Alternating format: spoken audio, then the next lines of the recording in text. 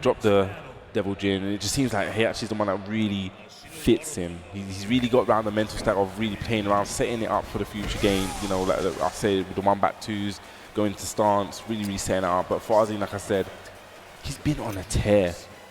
It feels like it's the year of FARZEEN.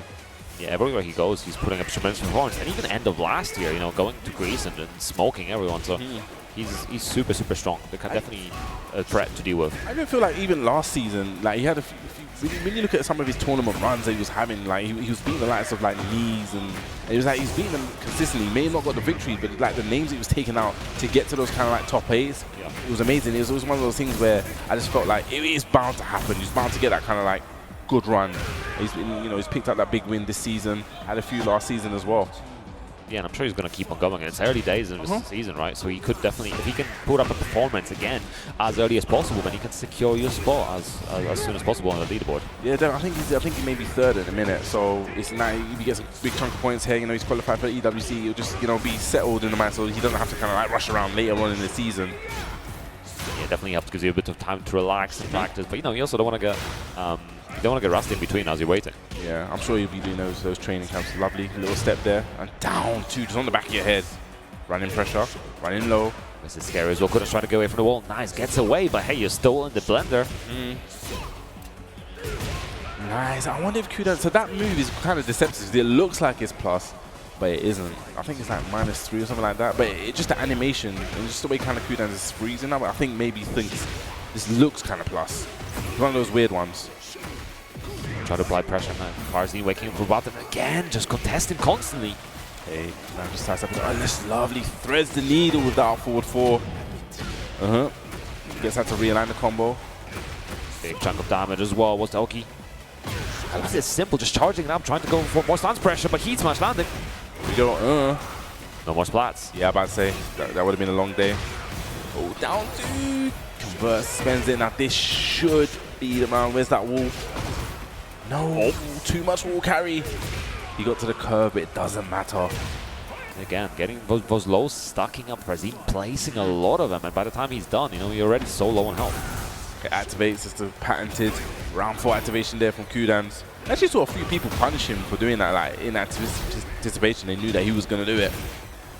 Yeah, I do like the decision he always makes to activate it early. He's not waiting for the final round because you've got to survive current round to get to the final round. Yeah, anyway. Exactly. I think he's actually optimized it really good, and this is kind of like the perfect round. It's like, hey, if I'm 4, okay, it doesn't even matter now, but he's gonna die. Yeah, the delay on up forward 1 catching him, and FARZEEN, pretty clean game, honestly. I mean, he's like I said, he's looking like the guy to be. He's looking like the guy that's got the target on his head. I think people are now really watching, especially, after the combo break, after he I really feel like he put Lydia out there on the map there. People knew that Lydia was a good character, but it's like, when we actually saw the way FARZEEN was actually showcasing, it's like, okay, yeah, we're going to have to learn this match now. And I really feel like he's that one that people are watching now. Maybe that's why he's just, put it back in the back pocket. It's like, I don't want to bring out this Lydia as much anymore. Let me just run with the Vic. She did get a few nerfs as well, which probably, maybe helps him justify that. But I think, again, he's one of those players that he's not afraid to get his hands dirty. He's going to pick a character that works well for him, and the strongest character in the pocket is always going to be the one he goes for. And talking about the Lydia nerfs, they were definitely nerfs, don't get me wrong, but I still think they're like, you can play around it. It's just like, maybe, the Heaven and Earth 2 mid is now no longer +6 but +2. It's like, it's still workable. It has a little bit more pushback, but it's just like you're just going to have to rework the game plan. It's not as much of, I'm just going to oppress you and go into this and go into that. Yeah, it makes her a little less oppressive, but you can still ultimately apply a lot of the pressure. Yeah, 100%. And I guess the defender has a little bit more opportunity to have a decision on what to do next. Yeah. Okay, it's looking nice down jab, just really keeping that pressure against the wall, using that heat. Let me use that arm. I need to get out of here, but just not letting him go. And again, the really aggressive down jab to steal the turn back, and the while standing force to steal the turn back. FARZEEN's really aggressive in how he plays. No launch. He's not ready for those electrics, but I'm sure that QUDANS, he's definitely capable of them punishing them electrics. With them electrics, sorry. Big chunk of damage already. He activators are going to try to keep the pressure going, but FARZEEN now trying to steal the turns back again. Big counter hit. Yeah, that looks like it charged up as well. I think it's looking a bit like QUDANS has a little bit of unfamiliarity again. Run the same rhythm. He's getting the most out of that situation as well. Just needs one more hit. Steps on him, EI4. And just like that, FARZEEN 1 round away. Yeah, he's definitely taking this by the horns. Yeah, it's going to be difficult for anyone to stop him right now, but you know, he's trying to secure his position for tomorrow. He hit. This is looking in a bad position. That has, you know, been toned down a little bit. Going to get the spike down. Good burst, you know, this is at least a start of something. He's going to take the floor away. Yes, he is. Might as well take it away from FARZEEN. Don't make it easy for him. But look at all that grey health. Yeah.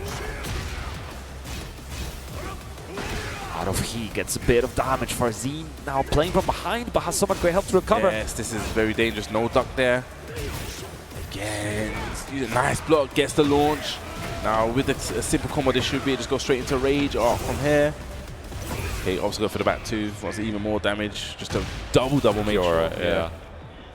You don't want to leave anything on the table, but yeah, QUDANS, you know, getting that round on the board. He's still in this, still has 3 stacks of Warrior of Instinct. I wouldn't be surprised if we just see it immediately in this round. Yeah, 100%. This is the sweet spot for him. Again, keep yourself alive first. That's all that matters. You got to live to fight another day.